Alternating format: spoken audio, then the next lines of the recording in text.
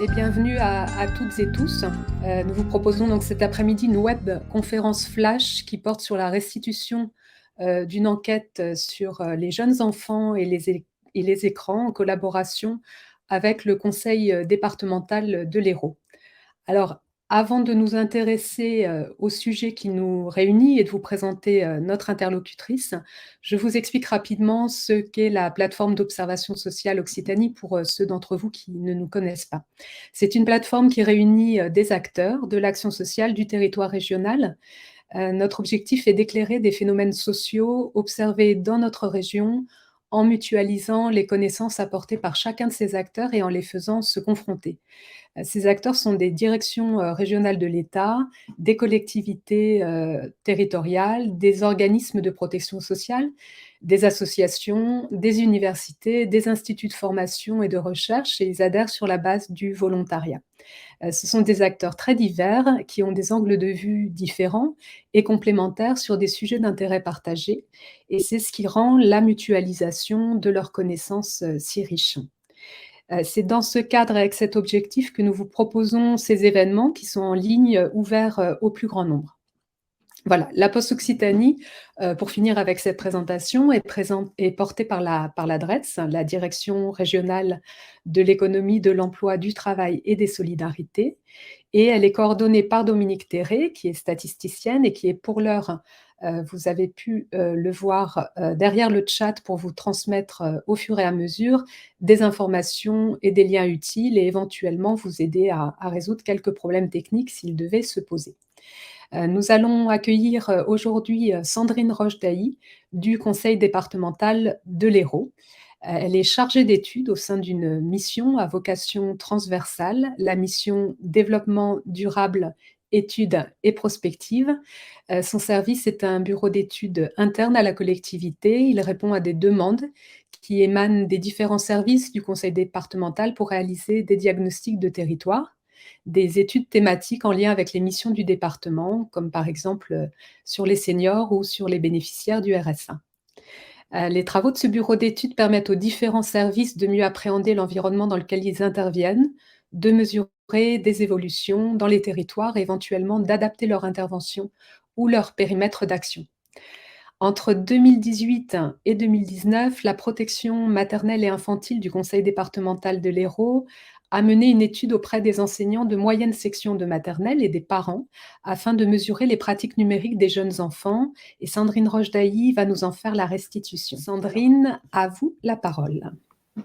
Alors, bonjour à tous. Je vais donc vous présenter les principaux résultats que nous avons sortis de la partie écran d'enquête que nous avons réalisée au cours de l'année scolaire 2018-2019. Les écrans n'étaient qu'une partie des enquêtes. Pour rappeler rapidement le contexte, donc ces enquêtes, ça a été 2 questionnaires qui ont été réalisés en parallèle à la 6e étude que menait la PMI, donc la protection maternelle et infantile de l'Hérault, sur les questions de prévalence de l'obésité chez les enfants de moyenne section. Les 5 premières enquêtes avaient été réalisées par un prestataire extérieur, enfin analysées. Pour celle-ci, la PMI a fait appel à notre service. Donc, pour la PMI, en moyenne section, donc globalement quand les enfants ont 5 ans, il y a une visite qui est faite dans les écoles. Quand cette enquête est lancée, les visites sont encore plus poussées que ce qu'elles sont d'habitude, avec vraiment des relevés poids-taille des enfants, y compris avec une antériorité, etc., ce qui permet de mesurer ensuite la part d'enfants qui ont des problèmes de corpulence, trop gros ou pas ou trop maigres, et de voir sur quel territoire potentiellement il y a de la prévention, du suivi à faire de manière plus suivie et éventuellement de l'évolution. Donc en parallèle de cette étude, qui a concerné 432 écoles maternelles et 967 classes de moyenne section. Alors quand on dit une classe, comme on s'est basé sur les chiffres des inscrits en moyenne section sur l'open data de l'inspection académique, une classe peut avoir 3 enfants quand on est dans une classe de plusieurs niveaux, mais voilà, ça fait autant d'enseignants différents et de classes différentes. Donc tous les enseignants ont reçu un questionnaire qui concernait l'alimentation et la pratique, l'alimentation à l'école, et la pratique du numérique dans leur classe. Globalement, ça regroupait environ 13 000 enfants qui étaient scolarisés en moyenne section de maternelle. Alors, je vous rappelle rapidement, parce que ça fait pas forcément tilt tout de suite, cette enquête a été réalisée sur l'année scolaire 2018-2019, donc avant la pandémie, ce qui veut dire que je pense qu'aujourd'hui, on n'aurait pas forcément, sur ce qui concerne les écrans, les mêmes résultats que ce qu'on a eu à l'époque. Mais bon, ce sera intéressant si on fait une prochaine étude, justement, de comparer l'évolution. Donc les enseignants ont eu ce questionnaire et il a été complété par un questionnaire qui était envoyé à un peu plus de 10 des parents, 1 400 parents. Je vous expliquerai dans une diapo plus tard la répartition. Donc voilà, un panel de parents qu'on a essayé de faire un peu équilibré. On a eu un taux de réponse qui a été important, presque 7 enseignants sur 10 qui nous ont répondu. Et au niveau des parents, presque 6 sur 10. Donc ça fait un panel intéressant. Donc voilà, justement, la répartition de l'échantillonnage de parents qui s'est basé pour nous sur le nombre d'enfants inscrits en moyenne section dans les villes. Et après, on a regardé selon les découpages de l'INSEE, alors je schématise là, urbain, périurbain, rural, en fait c'est sur les aires d'attractivité, si la ville est pôle central ou couronne autour d'un pôle ou je me souviens plus de l'autre, c'est hors d'influence des pôles. Donc, on a regardé le pourcentage d'enfants dans chacune de ces types de communes et on a essayé de faire que l'échantillon reflète le pourcentage des enfants. En termes de réponse, on n'a pas eu bien sûr, tout le monde n'a pas répondu, donc on n'a pas eu tout à fait le même taux. En fait, c'est moins gênant parce que finalement, c'est l'urbain qui a baissé. Or, c'est déjà la partie la plus importante, donc ça reste quand même la partie principale, mais on a eu un peu plus de réponses du périurbain et du rural. Donc, pour ce qui est des résultats de l'enquête à l'école, donc il y avait globalement 3 questions posées qu'on va défiler dans les 3 diapos suivantes. Donc, la première question, c'était: est-ce que les enseignants ont une utilisation pédagogique des écrans? Le sous-entendu pour nous était en appui ou en complément d'une leçon qui est d'un apprentissage de l'enfant. On travaille sur les couleurs, on va leur passer un film avec des couleurs ou quelque chose comme ça. Donc on a presque 7 instituteurs sur 10 qui utilisent effectivement l'écran dans une logique pédagogique. Pour la plupart d'entre eux, c'est moins d'une fois par semaine. C'est une sélection de réponses, c'est pour ça que vous n'êtes pas à 100%. Et pour la quasi-totalité d'entre eux, la session d'écran dure moins d'une demi-heure. Donc on a, je vous l'ai noté, dans les 34 communes où il n'y a aucun enseignant qui utilise l'audiovisuel, on n'a pas posé la question de savoir si c'était volontaire ou si c'était par manque d'équipement. Donc là, on n'en sait pas plus. La deuxième question, c'était: est-ce qu'il y a une utilisation non pédagogique, c'est-à-dire organisée par l'enseignant, mais qui n'est pas en lien avec un apprentissage particulier. Donc là, c'est beaucoup moins, c'est 2 enseignants sur 10. La fréquence est moindre aussi. Et comme vous pouvez le voir, pour beaucoup, il nous a été précisé que c'était lié à la météo. C'est-à-dire quand il pleut pendant la récréation ou à la cantine, éventuellement, on va mettre un film aux enfants. Et plusieurs ont précisé aussi que c'était sur les temps périscolaires. C'est à la garderie, à la cantine, qu'il y a une séance écran organisée par l'école. Et pareil, pour la plupart, ça dure moins d'une demi-heure. Et la troisième question, c'était: est-ce qu'il y a des écrans en accès libre dans l'école, c'est-à-dire où l'enfant peut aller tout seul avec des applications installées où il peut cliquer. Donc, c'est un enseignant sur 10 signale que oui, dans l'école, il y a cette possibilité. Donc, globalement, pour ce qui est de l'utilisation des écrans à l'école, c'est une utilisation qui est essentiellement liée à des activités pédagogiques et qui est raisonnable en termes de durée. On ne peut pas dire qu'il y a une surutilisation des écrans. Donc après, justement, on va passer sur les écrans à la maison. Donc, les écrans, ce qui était précisé à chaque fois, quand dans le questionnaire, on parlait d'écran, ça comprenait console de jeu, ordinateur fixe ou portable, smartphone, tablette ou télévision. Donc, la première question, c'était sur le nombre d'écrans présents dans le foyer. Donc, comme vous pouvez voir, 63% des foyers ont entre 5 et 10 écrans, ce qui finalement n'est pas aberrant quand on compte déjà potentiellement 2 téléphones pour les parents, une télé, éventuellement un ordinateur, une tablette ou une console. Voilà, on y est vite à 5.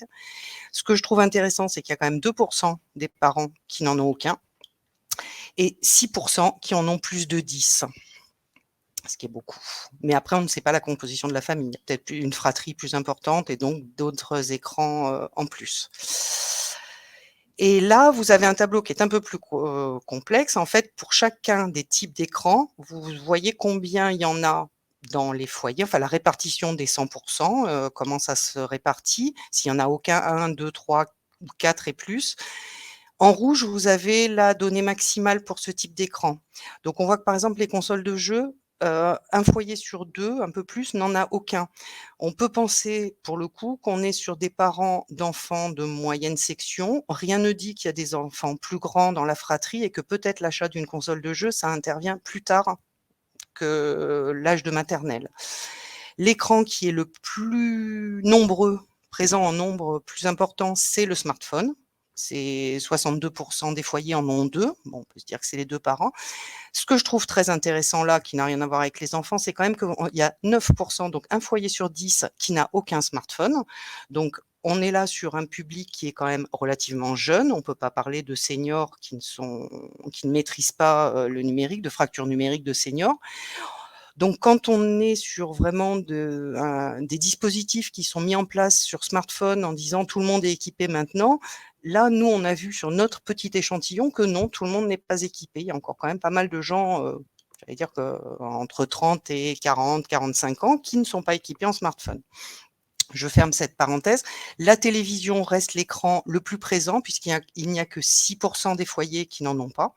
Tous les autres en ont. Voilà, l'ordinateur, il y a quand même un foyer sur 5 qui n'en a pas. Alors je pense qu'aujourd'hui, après confinement, on serait peut-être, c'est comme pour la tablette, on serait peut-être pas dans le même cas de figure. Voilà, c'est pour ça que je relativise un petit peu sur sur la période à laquelle l'enquête a été faite.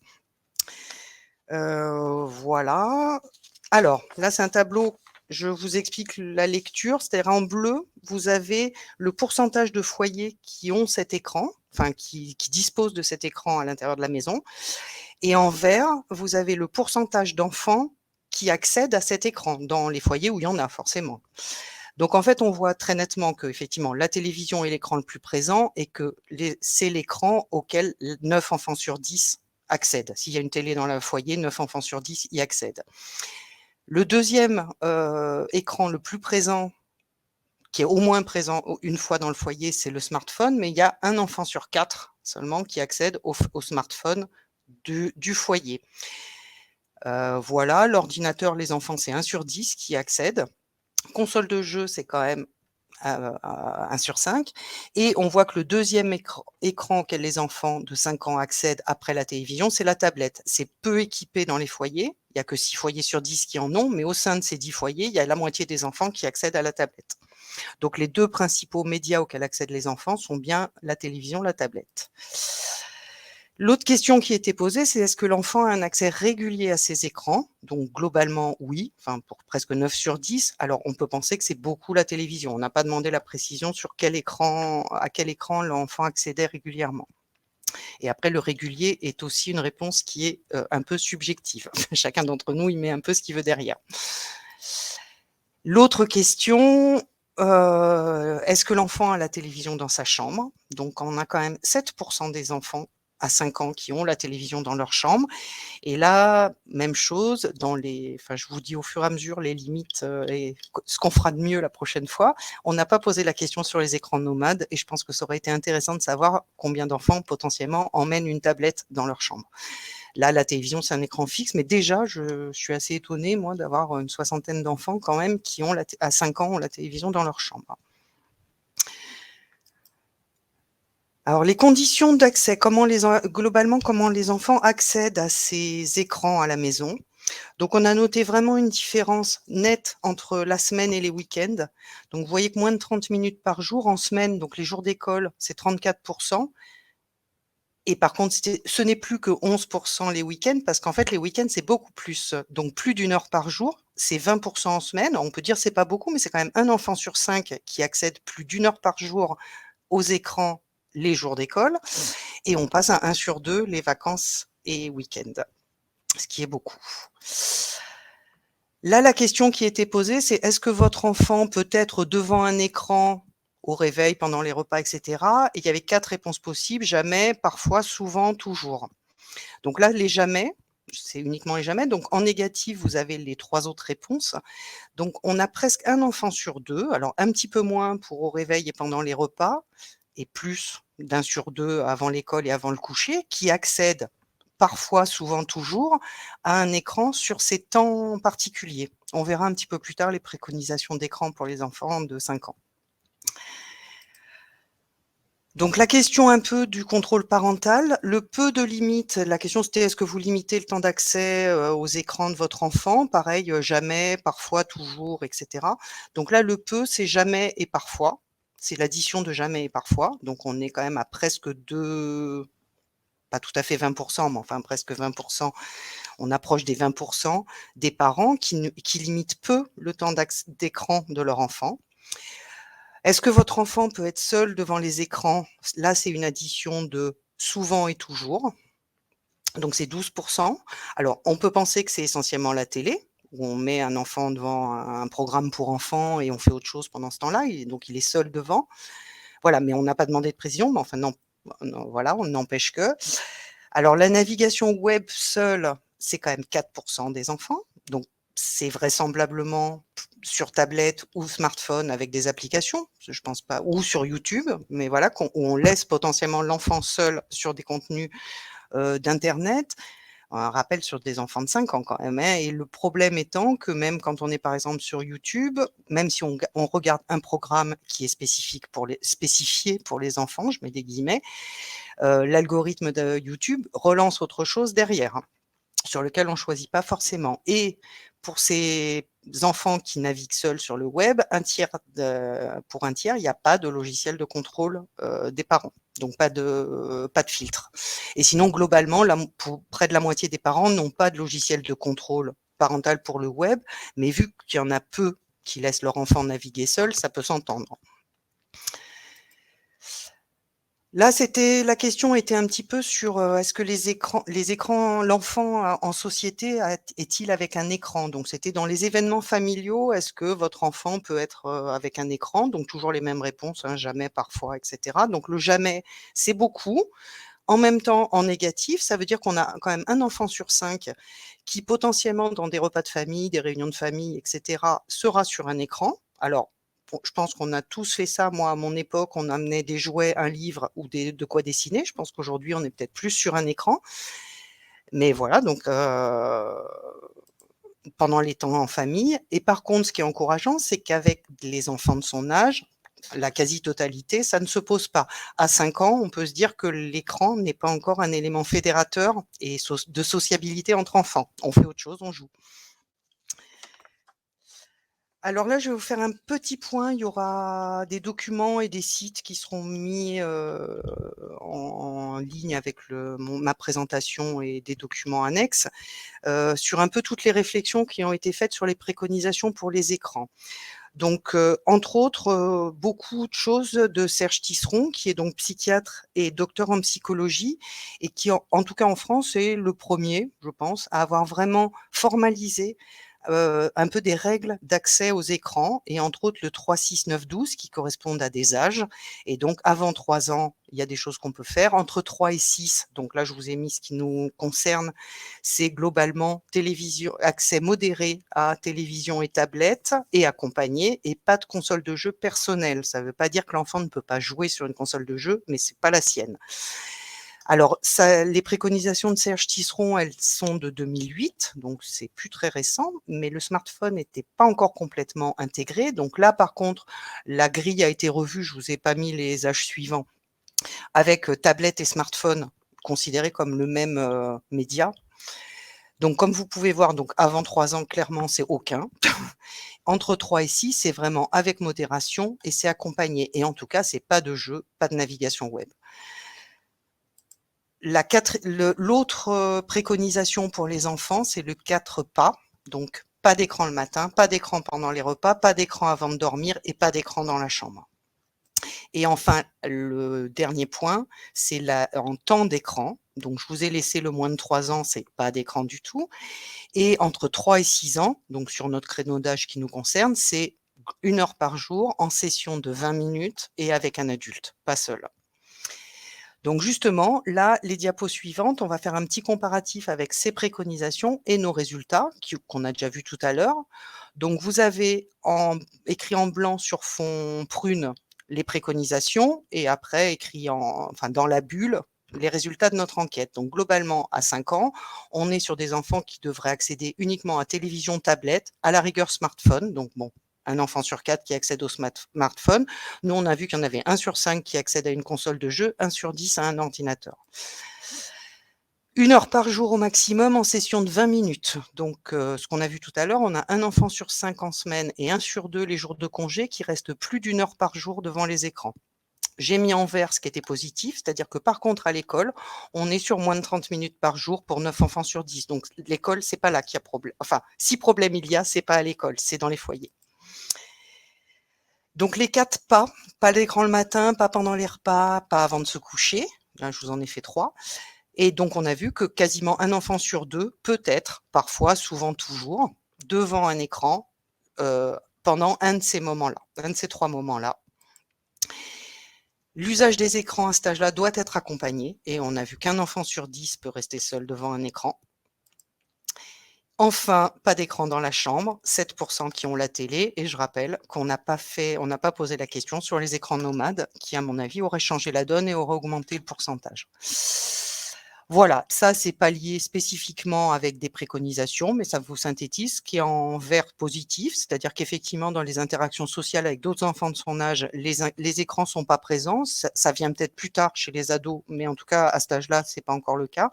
Par contre, il y a un effet, écran, nounou, baby-sitter, pour un enfant sur 5 quand on est en famille.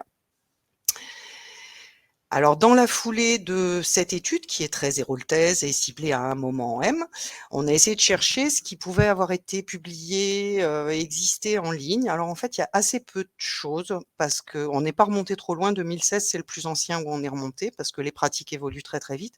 En fait, ce qu'il y a essentiellement, c'est beaucoup sur les ados, la pratique des ados, des réseaux sociaux, des jeux en ligne, et cetera. Sur les tout petits, finalement, on n'a pas énormément de données, mais déjà en 2016, donc l'étude de la Fondation pour l'enfance disait qu'1 enfant sur 3 de 0 à 3 ans, donc c'est plus jeune que nous, donc théoriquement qui ne devrait accéder à aucun écran. Donc 1 enfant sur 2, par contre, utilise un écran interactif nomade. Moi, personnellement, qui prends le tramway régulièrement, je vois régulièrement des enfants dans la poussette avec un smartphone dans les mains, hein. Donc c'est effectivement, ça me surprend assez peu, avec 30 de ces utilisations qui se font seuls. Effectivement, l'enfant se débrouille, il sait très bien utiliser les applis très vite et 55 qui ont des applications de jeu. En 2017, il y a eu une enquête Ipsos Junior Connect, donc qui avait mesuré pour les enfants de 1 à 6 ans, une moyenne de 4h37 par semaine de temps passé sur internet, uniquement. On parle d'internet. Théoriquement, les enfants avant 6 ans, d'après les préconisations, ne sont pas censés aller il est déconseillé de laisser les enfants avant 6 ans sur internet. Donc déjà, ils font 4h37 d'internet, auquel potentiellement on devrait pouvoir rajouter la télévision, les tablettes, et cetera. Voilà. Là, ce qui est intéressant, c'est une thèse qui a été soutenue en 2020, mais dont l'enquête a été faite en septembre 2019, donc globalement la même période que nous, juste le début de l'année scolaire d'après, mais avant le confinement aussi, donc en médecine. Donc j'ai eu accès, vous aurez le lien aussi à, j'allais dire à la synthèse où ils présentent leurs principaux résultats. Je l'ai pas lu entièrement, honnêtement. Donc c'était une enquête qui avait été faite auprès de parents de maternelle, plus général, mais d'un quartier ciblé d'éducation prioritaire au Havre. Bon, les résultats sont encore plus affolants que les nôtres. Donc, près de la moitié des enfants sont plus d'1 heure par jour devant des écrans, essentiellement la télé, mais bon, voilà. Un quart sont sur un écran avant de dormir, un quart ont la télé dans leur chambre, 60% mangent devant la télévision, ce qui pour moi est affolant.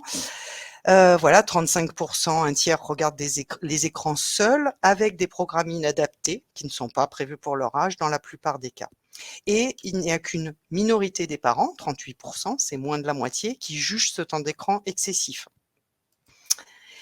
Autre étude, alors celle-ci pour le coup elle est intéressante, elle date du confinement, donc c'est la Caisse d'allocation familiale wallonne en Belgique, donc qui a fait 2 enquêtes, une en près de 2000 et quelques, pas parents, enfin pas adhérents, je trouve pas le mot, enfin personnes qu'elle suit, en mars 2020 et 4000 et quelques en avril 2020.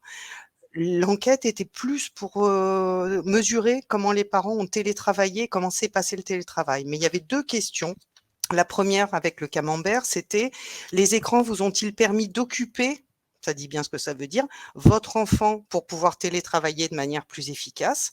Donc quand vous additionnez les 2 oui, 15 et 31, vous êtes à 46, donc presque la moitié des parents pour lesquels effectivement l'écran, ça a été la nounou pour pouvoir télétravailler pendant le confinement, c'est pour occuper les enfants.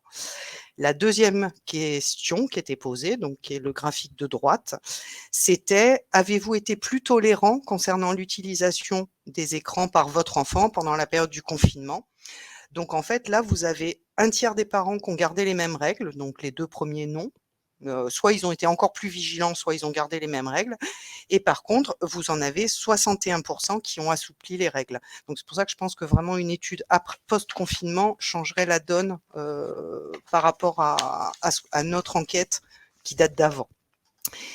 Et donc, dernier point un petit peu, ce qui est intéressant, c'est un début de prise de conscience, en tout cas des politiques, parce que donc là, c'est une tribune dans Le Monde de décembre. Alors, je suis désolée, vous n'aurez en lien que le début de la tribune, parce que sinon, c'est un article réservé aux abonnés.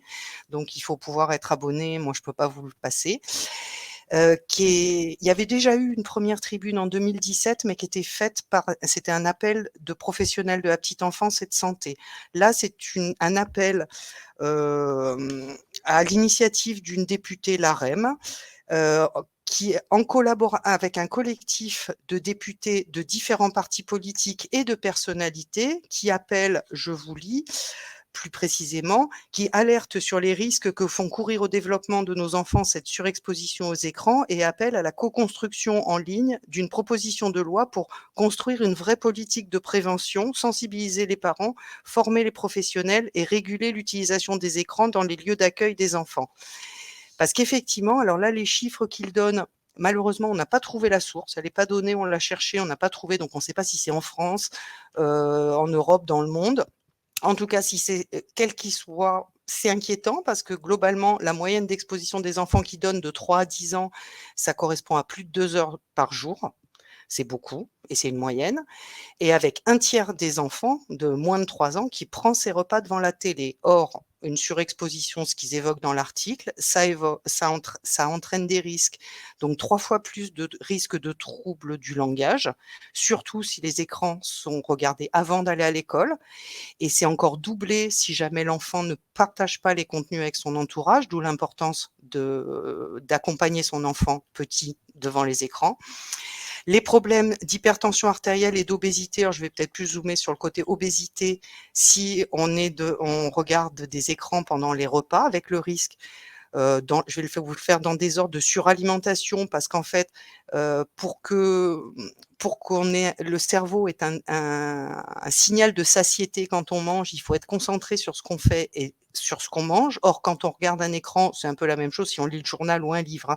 Notre cerveau est pas concentré sur ce qu'on mange et du coup, la sensation de satiété, n'arrive pas, ou en tout cas pas quand il faudrait. Donc on risque de manger plus que nécessaire. Le grignotage, bah, c'est la tentation facile de manger un gâteau pendant qu'on est devant un film ou quelque chose comme ça. La tentation de junk food, enfin de mauvaise, nourriture, c'est vrai que c'est rarement devant un écran qu'on va manger une petite salade, on va plutôt prendre un sandwich.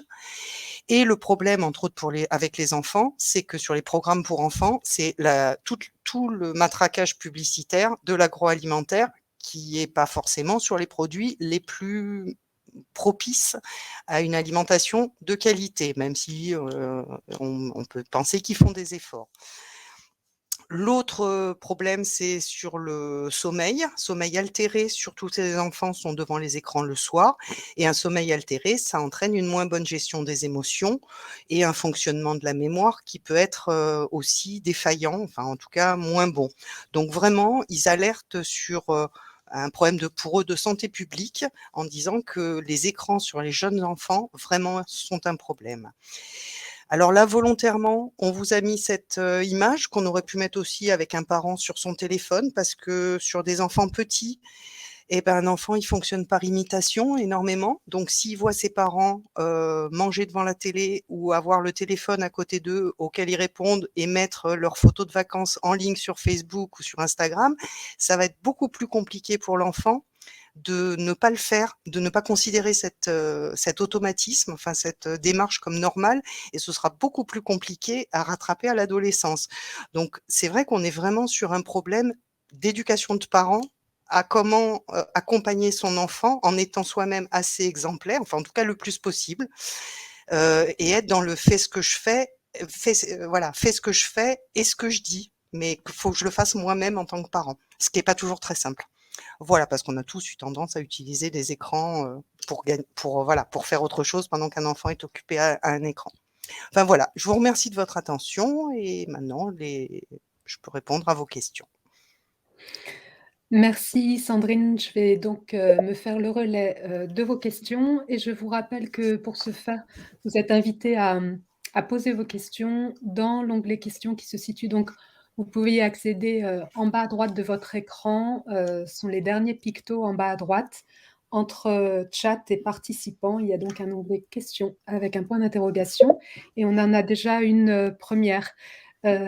Sandrine, si vous voulez bien, Mmh. Célia Gaume qui dit, ou plutôt: «Je suis étonnée par le temps d'1 heure par jour d'écran entre 3 et 6 ans, entre guillemets, recommandé».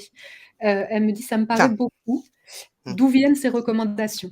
des sites, globalement Tisserand et des autres, c'est un maximum. C'est-à-dire, c'est pas forcément il faut mettre un enfant 1 heure par jour devant un écran. C'est maximum à cet âge-là, c'est 1 heure accompagné. Après je pense que, d'après ce que j'ai un petit peu pu lire merci Hélène, j'ai,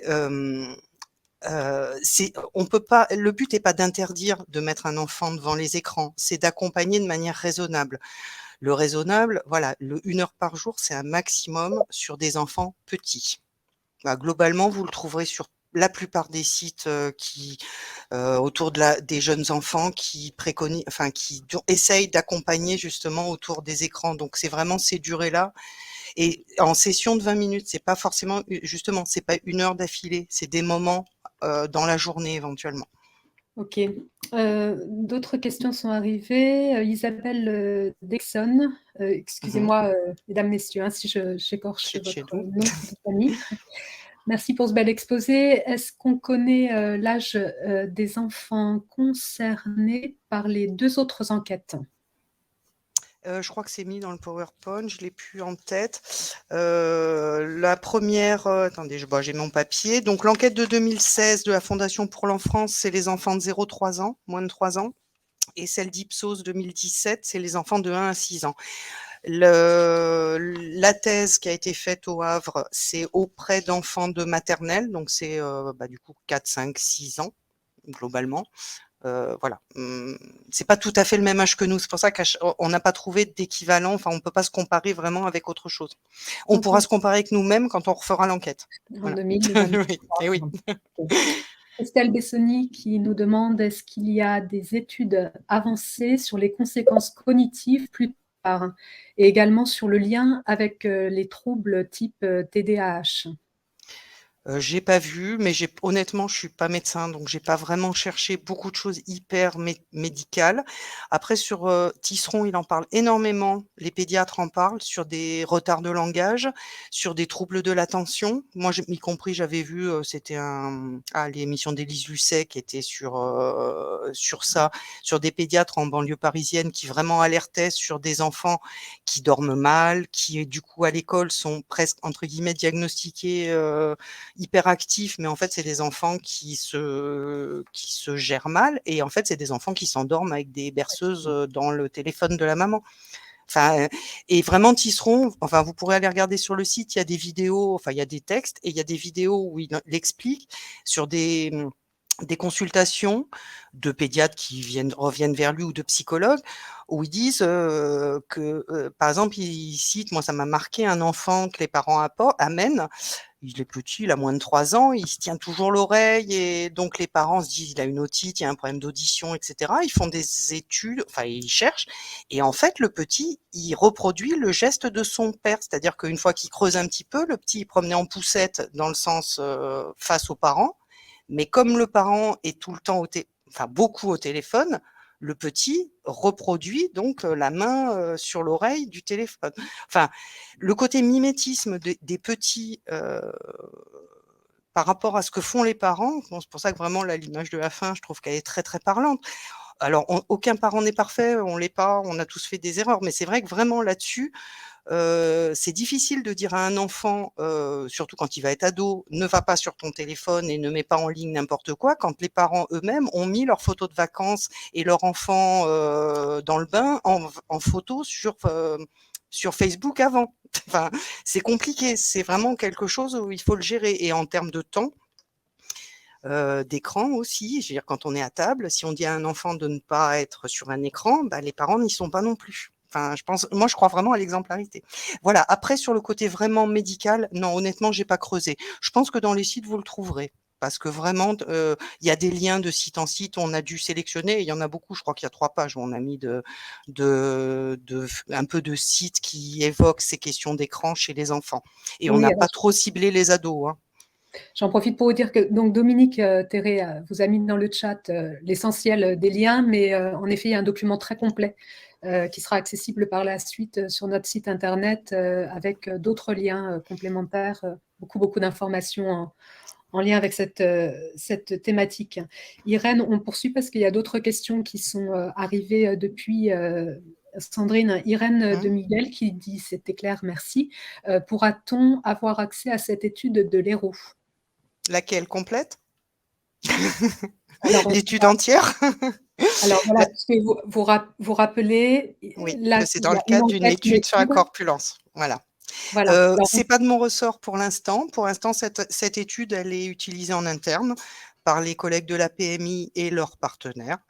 Pour l'instant, elle n'a pas été diffusée en externe. Nous, pour ce qui est de mon service, on a été, j'allais dire prestataire de service. On a réalisé l'étude, on l'a synthétisée, elle a été relue, réécrite. En fait, ça a été un peu compliqué parce que, en fait, comme on l'a analysée pendant la période du premier confinement, donc c'était pas forcément le matériel voulu. On a mis du temps à la terminer. Je crois qu'on a fini fin 2020. Décembre 2020 à peu près, on a finalisé vraiment. Et c'est vrai que pour l'instant, elle est restée à destination des services du département de l'Hérault, de la PMI de l'Hérault et de leurs partenaires pour travailler sur les territoires et du coup de repérer les endroits où il faut faire une intervention. C'est une question qu'il faudra qu'on pose si vraiment il y a une demande à la PMI, mais enfin c'est pas nous qui allons décider de la mettre en ligne. Nous on l'a rendue à ceux ok. qui nous l'ont commandée. Est-ce qu'on met Irène de Miguel en contact avec vous pour Par éventuellement pour exemple, lui faire voilà. passer Voilà et l'information nous on fera passer à la de PMI, enfin voilà, on se mettra le en cas lien échéant? avec la PMI et voilà et il Ok. n'y a pas de souci. Alors Vanessa de Lorraine qui vous demande: est-ce que les instituteurs ont pu repérer des enfants qui sont d'après eux souvent sur les écrans et qui présentent des retards d'apprentissage? On n'a pas fait de questions de ce type. On est resté très général et du coup, par exemple, enfin, je pensais que vous alliez me poser la question, on n'a pas fait j'y réponds, on n'a pas fait le lien dans les écoles, où par exemple les parents ont répondu ou même les enseignants avec est-ce qu'il y a plus ou moins enfin, sur l'alimentation, on a essayé, on n'a pas vraiment trouvé de lien sur des territoires entre les écoles où il y a des goûters qui sont faits, par exemple, et est-ce qu'il y a plus d'enfants en corpulence, de trop gros? C'était pas spécifiquement marqué et on n'a pas non plus fait le lien avec, les parents qui répondaient parce qu'en fait, la réponse était anonyme, donc on ne sait pas à quel enfant ça correspond. On sait quelle école a répondu puisque la classe, on l'a sélectionnée, mais s'il y avait 20 parents dans la classe, il y en a 15 qui ont répondu, on ne sait pas à quel enfant ça correspond, donc on ne peut pas le mettre en lien avec l'enfant derrière. Et après, on n'a posé aucune question directe, médicale ou de comportement. C'était vraiment, enfin de comportement, de problème de comportement. Nous, on a le côté analyse corpulence. des enfants. C'est anonyme, mais voilà, on sait sur quel territoire ils sont, mais on ne sait pas qui c'est. Enfin, on sait si c'est une fille, un garçon, et c'est tout. Et après, par contre, les réponses, on sait que de quel territoire ça vient. Et l'enquête, elle était sur la pratique au quotidien. L'idée, c'était de voir est-ce qu'on peut mettre en lien, voilà, des enfants avec des territoires où il y a des problèmes de surpoids. Est-ce que ça peut être lié à des types d'alimentation, une pratique à l'école, enfin des enfants qui mangent peu à la cantine ou au contraire beaucoup. Bon, après, on a aussi fait en lien avec potentiellement la pauvreté, la précarité, etc. Donc, on a essayé, voilà, mais pas d'individu à individu, enfin, pas précisément sur une personne. Je ne sais pas si ça répond bien. Karine Oletto Mmh. vous demande, lorsque vous dites que les chiffres de votre enquête seraient différents maintenant en post-confinement, qu'entendez-vous par là? Je Elle pense que ajoute les enfants, entre oui, pardon. parenthèses, Oui, je pardon. complète, maintenant que les enfants sont globalement assez bien présents à l'école, excepté période de janvier 2022. Je pense que les parents sont beaucoup plus équipés. C'est-à-dire que je pense qu'on a été nombreux à être équipés en ordinateur portable qu'on n'avait pas forcément, en tablette, y compris si dans la fratrie, il y a un enfant plus grand, il a pu être équipé par le biais du collège, enfin un département ou la région, et cetera, qu'il avait pas forcément avant. On a, j'allais dire légitimé, mais bon, on n'avait pas le choix, hein, d'être longtemps sur des écrans parce que le cours se faisait en ligne pendant le confinement. Vraiment, y compris pour les petits de maternelle. C'est-à-dire, ils étaient à la maison et potentiellement, moi, je sais que j'ai des amis qui avaient des enfants de maternelle, et ben, ils disaient, à telle heure, fallait se connecter et la maîtresse faisait la comptine ou etc. Donc, on a une pratique de l'écran beaucoup plus présente. Alors, effectivement, c'est des enfants qu'on grandit, ce sera pas les mêmes qu'on va suivre. Mais en tout cas, je pense que dans les foyers, on a fait rentrer beaucoup plus d'écrans et de pratiques, légitimées de l'écran. Bah, après à voir, hein, je me trompe peut-être, hein, mais je pense que je serais curieuse vraiment de le savoir. Justement, j'ai envie de le savoir. Merci. Jean-Claude Morat vous demande, l'étude évoque les risques d'obésité, mais y a-t-il d'autres risques sur la santé identifiés, comme des atteintes visuelles, par exemple? C'est pas dit. Alors là, honnêtement, moi, quand je vous synthétise sur la dernière diapo, c'est la tribune qui est dans Le Monde où ils évoquent ces problèmes-là. Ils n'ont pas parlé de la vue. Je pense que c'est le cas aussi. Il y a aussi les problèmes de l'audition quand on est avec des casques, mais ça, c'est plus la musique. Mais potentiellement, si on met un enfant avec un casque pour jouer ou un truc comme ça, on sait que les problèmes, mais ils arrivent plus tard. Enfin, remarque les autres aussi, oui. Problèmes peuvent arriver plus tard aussi. Mais du coup, non, j'ai pas creusé les sites vraiment médicaux. Après, honnêtement, nous, notre métier, enfin, ma mission, c'était de faire une étude à un moment M des enfants. Là, on a un peu creusé avec Dominique pour justement, on s'est dit, ce serait intéressant parce que là, c'est que Héraultais et on n'a pas vraiment la comparaison avec une autre année, donc on peut pas voir si c'est plus, moins qu'il y a 5 ans. Donc l'idée, c'était un peu de regarder sur, internet, de chercher, de fouiller, voir si on trouvait une étude un petit peu comparable, qui aurait été faite récemment et qui pourrait nous permettre de nous comparer. Mais sinon, on n'est pas allé plus loin. OK. Raphaël Cadenas qui vous demande: y a-t-il des actions de prévention santé par rapport aux écrans qui sont mis en place par le département PMI dans l'Hérault? Si oui, quelles sont-elles? Cherchez-vous des partenaires? Ouais, Je vous coupe parce que j'allais lancer, justement, un appel à la PMI, donc je sais qu'il y oui, a des oui. représentants, ici, aujourd'hui avec nous. Hélène Bonny répond: «Oui, je peux vous répondre. Nous avons mis en place une action depuis Voilà. 2017 intitulée "Nos enfants et les écrans, parlons-en"». Hélène Bonny rajoute: «Je suis à votre disposition donc pour plus de renseignements à ce sujet», et il poste son adresse, mail. Merci madame. Merci. Donc je vais donc, s'il n'y a pas d'autres questions, vous remercier, Sandrine, pour votre intervention, Bah, heu merci à vous. et merci, à tous d'y avoir Mmh. participé. Bah, je vous remercie, de nous avoir conviés pour présenter cette étude et puis merci à tous pour votre attention, et les questions. À bientôt. À Merci. bientôt. Au revoir.